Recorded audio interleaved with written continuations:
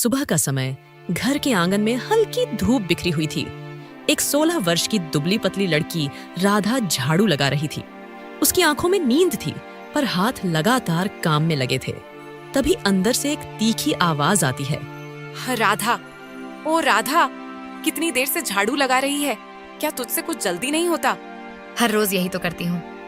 माँ फिर भी ताने देती हैं। श्यामा बाहर निकलती है, हाथ में कपड़े का झोला, आंखों में क्रोध।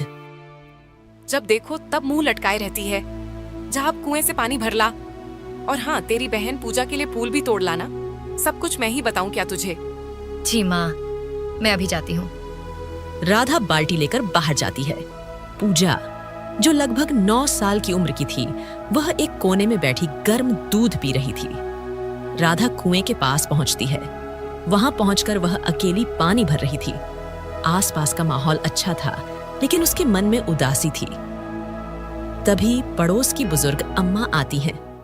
राधा बिटिया, इतनी सुबह सुबह फिर काम में लग गई? क्या करूँ अम्मा, माँ ने कहा है तो करना ही पड़ेगा।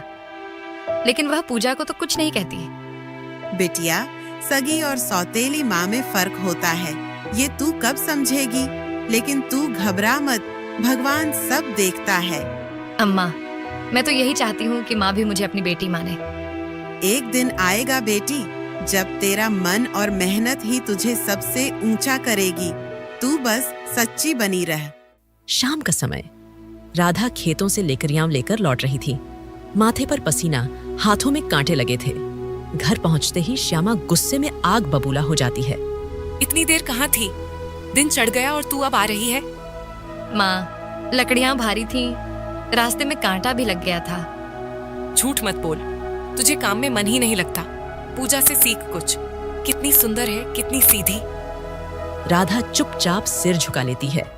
रात का समय, खाने में राधा को एक बासी रोटी और थोड़ी सी दाल दी जाती है। वहीं पूजा के सामने घी लगी रोटी और मिठाई रखी थी। माँ, क्या थोड़ी और दाल मिल सकती है? बहुत भूख लगी है। जा भाग यहाँ से, तुझे खाना कम मिलेगा, तभी तू ठीक से काम करना सीखेगी। राधा चुपचाप अपनी थाली उठाकर एक कोने में बैठ जाती है। आंखों में आंसू थे। बाहर आसमान में चांद टिमटिमा रहा था। पिताजी जब थे तो सब अच्छा था। माँ तो मुझे बहुत प्यार करती थी, लेकिन जब वो चल बसे तो सब बदल गया। अब ये सौतेली माँ क्यों नहीं समझती कि मैं भी एक इंसान हूँ, मैं भी प्यार चाहती हूँ। तभी हल्की हवा चलती है और दूर से किसी मंदिर की घंटियां सुनाई देती हैं। वह भगवान से प्रार्थना करती है। हे भगवान, मुझे शक्ति देना ताकि मैं ये दर्द सह सकूं और एक दिन कुछ बन सकूं। अगली सुबह आंगन में धूप फैली थी। राधा झाड़ू लगा रही थी। श्यामा बाल्टी से पानी छिड़कती है और गुस्से में बड़बड़ाती है। राधा, अब इस घर में तेरा काम खत्म। आज से तू बाहर जाकर मजदूरी करेगी। बहुत हो गया, अब मैं तुझे मुफ्त की रोटियां नहीं तोड़ने दूंगी। माँ, पर मुझे कौन काम देगा? मैं तो बस 16 साल की हूँ। चुप, तेरी उम्र नहीं देखी जाएगी, सिर्फ मेहनत देखी जाएगी। जा, ठाकुर साहब के खेत पर जा और काम मांग। राधा चुपचाप पुराना दुपट्टा ओढ़कर निकलती है। उसकी आंखों में डर था। राधा चलते चलते ठाकुर साहब के खेत पर पहुंचती है, जहां कई मजदूर काम कर रहे थे। राधा धीरे धीरे पास जाती है। ठाकुर साहब, प्रणाम। मुझे काम चाहिए, मैं कुछ भी कर लूंगी। अरे बिटिया, तू तो अभी बच्ची है, ये खेत का काम तेरे बस का नहीं। जा, पढ़ाई लिखाई कर। राधा मायूस होकर गांव की ओर जाती है और एक बनिए की दुकान पर पहुंचती है। बाबूजी, आपकी दुकान में झाड़ू पोंछा कुछ भी कर लूंगी, बस थोड़ा काम दे दीजिए। माफ कर बेटा, दुकान में जगह नहीं है, और फिर तेरी माँ, उसका नाम सुनते ही कोई तुझे काम नहीं देगा। दोपहर का समय, धूप तेज थी। राधा थकी और पसीने से भीगी हुई खाली हाथ घर लौट रही थी। चलते चलते वह एक पीपल के पेड़ के नीचे बैठ जाती है। वह आंखें बंद करके अपने पिता की तस्वीर याद करती है और रोती है। बाबा, आप होते तो मुझे कभी इस तरह दर दर की ठोकरें नहीं खानी पड़ती। क्यों छोड़कर चले गए आप? ये माँ तो अब मेरी माँ नहीं रही। इसके बाद राधा वहां से उठकर घर की ओर चल देती है। वह जैसे ही घर में प्रवेश करती है, वैसे ही श्यामा चिल्लाती है। आ गई वापस? क्या लेकर आई? एक पैसा भी नहीं कमाया, निकम्मी। किसी ने काम नहीं दिया माँ। मैंने बहुत कोशिश की। अरे हरामखोर, घर में खा रही है, बाहर काम नहीं करती। किस बात की बेटी है तू? श्यामा लकड़ी का बेलन उठाकर राधा को मारती है। राधा दर्द से चीखती है लेकिन चुप रहती है। पूजा कमरे के कोने में बैठी बिना कोई भावना दिखाए खाना खा रही थी। शाम का समय, सब खाना खा चुके थे। श्यामा राधा को अलग कोने में बासी सूखी रोटी और पानी देती है। ये रोटी भी शायद किसी की झूठी हो, पर अब यही मेरा नसीब है। वह रोटी तोड़ती है लेकिन एक टुकड़ा भी निगल नहीं पाती। आंखों से आंसू रोटी में गिरते हैं। हे भगवान, क्या कभी मेरा भी कोई दिन आएगा जहां मुझे माँ जैसा प्यार मिलेगा? मैं कल फिर कोशिश करूंगी, एक दिन सब ठीक होगा। अगली सुबह राधा आंखें मलती हुई उठती है। शाम की पिटाई की वजह से उसका शरीर दर्द कर रहा था, लेकिन उसका चेहरा दृढ़ था। कल जैसे भी बीता हो, आज फिर कोशिश करूंगी। कुछ न कुछ काम तो मिलेगा। हे भगवान, अब बस आप ही सहारा हो। वह चुपचाप घर से निकलती है। श्यामा उसे जाते देखती है मगर कुछ नहीं कहती। शायद उसे भरोसा ही नहीं कि राधा कुछ कर पाएगी। गांव के बाहर का रास्ता, राधा कच्चे पक्के रास्तों, खेतों और झोपड़ियों के बीच आगे बढ़ रही थी। तभी एक बूढ़ा आदमी उसे देखता है जिसका नाम नत्थू था। अरे बिटिया, सुबह सुबह कहाँ चली अकेली? काका, मुझे काम चाहिए, कोई भी काम। मैं आपकी लकड़ियां भी काट दूंगी और झोपड़ी भी साफ कर दूंगी। काम तो है बिटिया, लेकिन मेहनत बहुत है, तू थक जाएगी। थकने से डर नहीं लगता काका? घर में माँ की मार और अपमान से ज्यादा दर्द कुछ नहीं। अच्छा चल, आज मेरी झोपड़ी की सफाई कर दे, फिर तुझे कुछ दूंगा। राधा झोपड़ी के कोने कोने में झाड़ू मार रही थी। उसकी हथेलियां थक चुकी थीं, लेकिन चेहरा शांत था। काम के बाद नत्थू काका उसे एक कटोरी दूध और 2 रोटियां देते हैं। ले बेटा, मेहनत की कमाई की पहली रोटी खा, यही असली इज्जत है। राधा पहली बार मुस्कुराती है। अब उसकी आंखों में हल्की चमक आती है। आपका बहुत बहुत धन्यवाद काका। शाम का समय, राधा घर लौटती है। उसके हाथ में एक थैली थी जिसमें थोड़े से चने थे जो उसने अपनी कमाई से खरीदे थे। वह सोचती है कि पूजा को थोड़ा दे देगी, लेकिन घर पहुंचते ही फिर बवाल। आ गई हरामखोर, कहाँ मुंह काला कर रही थी आज? माँ, मैं नत्थू काका के यहाँ काम करने गई थी, वहाँ कुछ सफाई की। राधा एक कोने में बैठी थी। उसका शरीर थरथरा रहा था। आज पहली बार किसी ने मुझे मेहनत के बदले सम्मान दिया।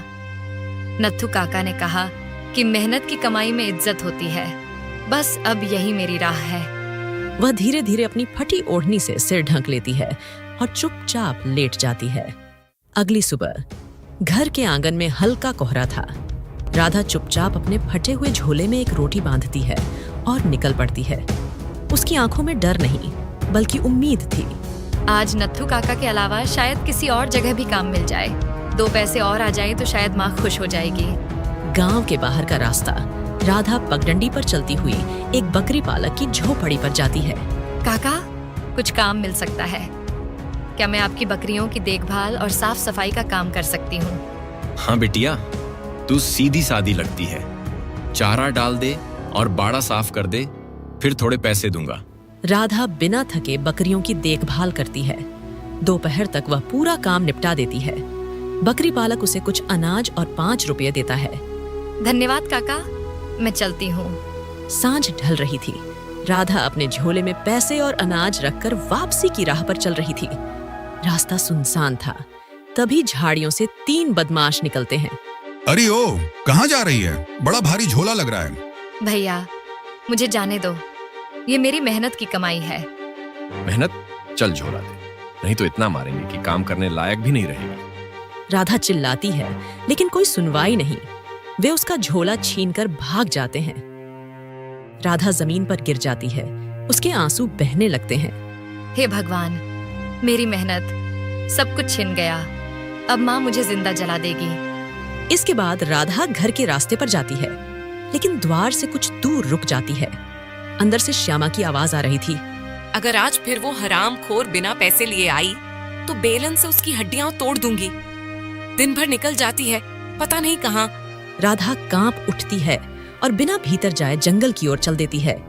शाम का समय, जंगल के अंदर ठंडी हवाएं, झींगुरों की आवाज और चारों ओर अंधेरा था। राधा भूखी प्यासी, डर के मारे कांपती हुई चल रही थी। अब कहाँ जाऊं? सब जगह से ठोकरें ही मिली हैं। कोई क्यों नहीं समझता कि मैं भी इंसान हूँ। तभी उसे कुएं से एक हल्की सी आवाज आती है। बचाओ, कोई है? मैं फंस गया हूँ। राधा पास जाकर देखती है तो एक प्यारा सा छोटा सफेद खरगोश कुएं में गिरा हुआ था। अरे, तुम कैसे गिरे? रुको, मैं मदद करती हूँ। मैं गलती से कुएं में गिर गया, अब चढ़ नहीं पा रहा हूँ, कृपया मेरी मदद करो। राधा जल्दी से आसपास के बेलों से एक लंबी शाखा बनाती है और उसे कुएं में डालती है। पकड़ लो इसे और धीरे धीरे ऊपर आ जाओ। खरगोश मुश्किल से ऊपर आता है। वह थरथराता है लेकिन बच जाता है। तुम्हारा बहुत बहुत धन्यवाद, तुमने मेरी जान बचाई। सुनो, मेरा नाम गिल्लू है। जब भी तुम्हें लगे कि कोई तुम्हारे साथ नहीं है, उस दिन मुझे याद कर लेना, मैं तुरंत चला आऊंगा। ये तो सिर्फ एक जानवर है, ये किया मेरी मदद करेगा। इतने में खरगोश मुस्कुराता है और झाड़ियों के बीच गायब हो जाता है। राधा हक्का बक्का रह जाती है। रात गहराती है। राधा एक पेड़ के नीचे बैठी जाती है। वह भूखी और थकी हुई थी। जिस जंगल से सब डरते हैं, आज वहीं मुझे पहली बार सच्चा सहारा मिला। लेकिन क्या वो खरगोश सपना था या कोई चमत्कार? जो भी हो, अब मैं टूटूंगी नहीं। रात्रि का गहरा सन्नाटा। राधा अब भी भूखी प्यासी जंगल में चल रही थी। चारों ओर डरावनी आवाजें, दूर कहीं भालू की दहाड़ सुनाई देती है। उसकी चाल लड़खड़ा रही थी। फिर एकाएक उसकी नजर सामने एक पुरानी झोंपड़ी पर जाती है। लगता है यहाँ कुछ छांव मिले। मुझे आज की रात यही गुजारनी होगी। वह डरते डरते झोंपड़ी की ओर बढ़ती है। दरवाजा हल्का सा खुला था। अंदर दीपक की धीमी लौ जल रही थी। वहीं एक बूढ़े बाबा ध्यान मग्न मुद्रा में बैठे थे। तभी बाबा धीरे आंख खोलते हुए कहते हैं, बेटी, तू कौन है जो इस अंधेरी रात में जंगल की राह पर अकेली भटक रही है? बाबा, मैं कहीं और जाने की हिम्मत नहीं जुटा पाई और रास्ते में लुट गई। इस कारण माँ के डर से घर भी नहीं लौट सकी। डर मत बेटी, तू इस पवित्र आश्रम में सुरक्षित है। बाहर जंगली जानवर घूम रहे हैं, आज की रात यहीं रुक जा। राधा सिर झुका लेती है। आंखों से आंसू गिरने लगते हैं। बाबा उसके लिए एक पुराना कंबल बिछा देते हैं। अब बता बेटी, कौन सी ऐसी पीड़ा है जो तुझे इस अंधेरी राह पर ले आई? तेरा चेहरा बहुत कुछ कहता है। राधा रोते रोते अपनी पूरी कहानी बताती है, जिसमें माँ की मार, मजदूरी, पूजा की ईर्ष्या, लुटेरे और उस रहस्यमयी खरगोश तक की बात। बाबा ध्यान से सब सुनते हैं। बेटी, तू बहुत सह चुकी है, लेकिन तेरी आत्मा अब भी स्वच्छ और साहसी है। यही तेरी सबसे बड़ी ताकत है। अब क्या करूं बाबा? किसके पास जाऊं? कोई नहीं मेरे साथ। कोई नहीं, वो खरगोश भी कुछ था बेटी, उसे भगवान ने भेजा था। लेकिन अब मैं तुझे एक रास्ता दिखाता हूँ। सुन बेटी, इस जंगल से 2 कोस दूर एक राजमहल है। वहाँ राजा प्रताप सिंह न्यायप्रिय और दयालु हैं। वह हर उस व्यक्ति की सहायता करते हैं जो सच्चे मन से मेहनत करना चाहता है। राजा, क्या मैं वहां जा सकती हूँ? हाँ बेटी, तू जाएगी और वहां अपनी बात कहेगी। मैं तुझे एक पत्र भी दूंगा जो राजा को दिखाना। वो जान जाएगा कि तू कहां से आई है। अगली सुबह बाबा राधा को थोड़ा भोजन और एक पत्र देते हैं। जाओ बेटी, अब से तेरा जीवन बदल सकता है। अगर मन साफ है और इरादे अटल हैं, तो भगवान भी साथ देता है। आपने मुझे नई राह दी बाबा। अब मैं कभी हार नहीं मानूंगी। इसके बाद राधा जंगल के रास्ते पर फिर आगे बढ़ती है। अब उसकी चाल में डर नहीं, संकल्प था। दोपहर का समय, राधा लंबा सफर तय कर चुकी थी। वह थकी हरी उस जगह पर पहुंचती है जो बाबा ने बताई थी। वह सामने देखती है जहां पर एक भव्य राजमहल चमक रहा था। ये वही महल है जिसके बारे में बाबा ने कहा था। महल का मुख्य द्वार 2 सैनिक पहरे पर खड़े थे। राधा उनके नजदीक जाती है और विनम्रता से बोलती है, मुझे राजा साहब से मिलना है। बाबा जी का एक संदेश था। हाय राम, देखो देखो, भिखारन क्या कह रही है। राजा से मिलना चाहती है। तू कौन सी रानी है रे? चल भाग यहाँ से, पता नहीं कहाँ कहाँ से आ जाते हैं। राधा झोले में बाबा का पत्र खोजने लगती है। लेकिन उसके हाथ कांप उठते हैं क्योंकि पत्र गायब था। अरे वो पत्र, वो तो शायद रास्ते में गिर गया। हे भगवान, अब क्या होगा? तभी राधा की नजर खिड़की के पास बैठे एक नौजवान पर पड़ती है, जिसका शरीर दुर्बल और आंखों में गहरी उदासी थी। सुनो, वो कौन है? इतने दुखी क्यों लग रहे हैं? क्या इनकी माँ भी इन्हें सताती है? वो हमारे राजकुमार हैं, अर्जुन सिंह। दुर्लभ रोग से पीड़ित हैं। सैकड़ों वैद्य आए, लेकिन कोई आज तक कोई इलाज न मिला। हाँ, और राजा ने ऐलान भी कर रखा है कि जो भी राजकुमार को ठीक कर दे, वो चाहे तो आधा राज्य भी ले सकता है। पर तू जैसी फटी झोली वाली क्या कर लेगी? सैनिक हंसते हैं। राधा चुप रहती है। तभी उसे खरगोश की बात याद आती है, जिसने कहा था कि एक दिन मैं तुम्हारी मदद करूंगा। इसके बाद राधा दूर जाकर एक पेड़ के नीचे बैठ जाती है, आंखें बंद करती है और मन ही मन खरगोश को पुकारती है। अगर तू सच में चमत्कारी था, अगर तेरी बात में सच्चाई थी, तो आजा, मेरा हाथ थाम ले और मेरी मदद कर। कुछ क्षण बीतते हैं, फिर अचानक झाड़ियों के बीच हलचल होती है। वही सफेद खरगोश धीरे धीरे निकलकर राधा के सामने आ जाता है। मैं आ गया हूँ राधा, जैसा मैंने वादा किया था। तुम सच में तुम आ गए। अब मुझे बताओ, मैं राजकुमार की मदद कैसे कर सकती हूँ? फिर खरगोश राधा को एक खास जड़ी बूटी के बारे में बताता है। राजकुमार की बीमारी शरीर की नहीं, आत्मा की थकावट है। उसे एक ऐसी औषधि चाहिए जो प्रेम, सेवा और तप से बनी हो। मैं तुम्हें एक बूटी दिखाऊंगा जो इस जंगल में छिपी है, लेकिन उसे सही विधि से तैयार करना होगा। मैं करूंगी, जैसे भी हो। उस पीड़ित को बचाना है। मैं अपने दुखों को भुला दूंगी, पर किसी और के लिए उम्मीद बनूंगी। राधा खरगोश के पीछे पीछे जंगल की ओर चल देती है। घना जंगल। राधा और वह खरगोश एक झाड़ी के रास्ते आगे बढ़े। चारों ओर ऊंचे पेड़ और अजीब आवाजें आती। सुनो, ये गुफा कितनी दूर है और कितना चलना होगा गिल्लू? ये कोई साधारण बूटी नहीं, ये अमृतवाणी बूटी है, जो सिर्फ उस इंसान को मिलती है जिसके इरादे पवित्र हों और जिसने दूसरों के लिए अपने दुखों का त्याग किया हो। इसके बाद वे एक सूखी सी गुफा के पास पहुंचते हैं। गुफा के द्वार पर एक पुराना पत्थर लगा हुआ था। यहाँ एक परीक्षा होगी। यह गुफा केवल सत्य और सेवा करने वालों को ही प्रवेश करने देती है। अगर तुम्हारे अंदर सच्ची श्रद्धा भावना और साफ नियत होगी, तो गुफा का द्वार खुल जाएगा। मैं तैयार हूँ।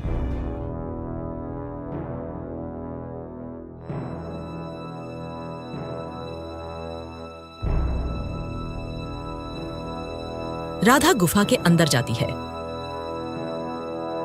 जिसमें काफी अंधेरा था। अचानक गुफा में एक रोशनी चमकती है और सामने एक दृश्य प्रकट होता है।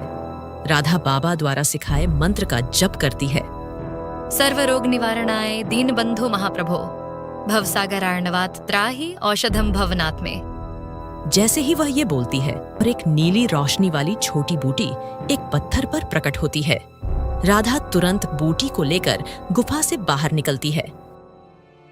खरगोश राधा को देख मुस्कुराता है। तुम सफल रही। अब इसे पीसकर गंगा जल और तुलसी मिलाकर औषधि बनानी होगी। रात में राधा एक छोटा सा अलाव जलाकर औषधि बनाती है। वह एक बार फिर बाबा द्वारा सिखाए मंत्र का जप करती है। सर्व रोग निवारणाय दीनबंधो महाप्रभो, भवसागरार्णवात त्राहि औषधम भवनात् में। अगली सुबह राधा औषधि लेकर वापस महल की ओर निकलती है। अब वह डरी हुई नहीं, आत्मविश्वास से भरी थी। चलते चलते वह सैनिकों के पास पहुंचती है, जो उसे पहचानते थे। अरे, फिर आ गई।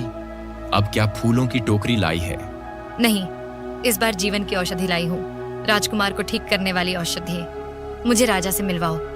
सैनिक हंसते हैं, लेकिन तभी पीछे से दरवाजे पर राजमहल के वैद्य आते हैं, जो सारी बात सुन लेते हैं। औषधि किसकी बनाई है? मेरे हृदय की तपस्या और जंगल की बूटी को मिलाकर। इसके बाद राजा तक खबर पहुंचती है। राधा को अंदर बुलाया जाता है। क्या तू सच में इसे ठीक कर सकती है? महाराज, मैं प्रयास करूंगी। बाकी निर्णय ईश्वर का है। यदि तू राजकुमार को सच में ठीक कर पाई, तो मैं वचन देता हूँ कि तू जो चाहेगी वो मिलेगा। मुझे कुछ नहीं चाहिए, बस राजकुमार की बीमारी समाप्त हो जाए, यही मेरी आशा है। राधा राजकुमार के पास जाकर धीरे से औषधि पिलाती है। कमरे में सन्नाटा था। सबकी आंखें राजकुमार पर टिकी थीं। कुछ पल बाद अचानक राजकुमार की बंद आंखें खुलती हैं। वह एक गहरी सांस लेते हैं, जैसे वर्षों बाद हवा ली हो। माँ, पिताजी, ये कौन है जिसकी छाया ने मुझे जीवन लौटाया है? बेटा, तू बोल रहा है, इसका मतलब तू ठीक हो गया। हे भगवान, तेरा बहुत बहुत धन्यवाद। ये तो चमत्कार है वैद्यराज। आपने तो ऐसी औषधि कभी नहीं देखी। नहीं महाराज, यह साधारण औषधि नहीं है, यह तपस्या की औषधि है। यह तो भक्ति, सेवा और प्रेम का अर्क है। कुछ समय बाद सभी राजसभा में इकट्ठे होते हैं। राधा, तूने जो किया वह कोई साधारण स्त्री नहीं कर सकती। तूने राजकुमार के लिए अपनी जान जोखिम में डाली, उसके दुख को अपना समझा। ऐसा त्याग, प्रेम और साहस सिर्फ एक पत्नी ही दिखा सकती है। मैं आदेश देता हूं कि आज से राधा मेरे पुत्र अर्जुन सिंह की धर्मपत्नी होगी। ये सुनकर राधा की आंखों से आंसू आ जाते हैं, लेकिन वो आंसू अब दर्द के नहीं, सम्मान और स्नेह के होते हैं। तुमने मुझे जीवन दिया है राधा, अब मेरी हर सांस तुम्हारे लिए समर्पित होगी। इसके बाद ये खबर पूरे नगर में फैलती है। वहीं गांव में सौतेली माँ श्यामा तक भी खबर पहुंचती है। श्यामा को पछतावा होता है, लेकिन अब देर हो चुकी थी। राधा, क्या तुम अब खुश हो? हाँ, अब मुझे लगता है कि मेरी पीड़ा व्यर्थ नहीं गई। शायद ईश्वर ने मुझे दुख इसलिए दिए थे ताकि मैं दूसरों के सुख की कीमत समझ सकूं।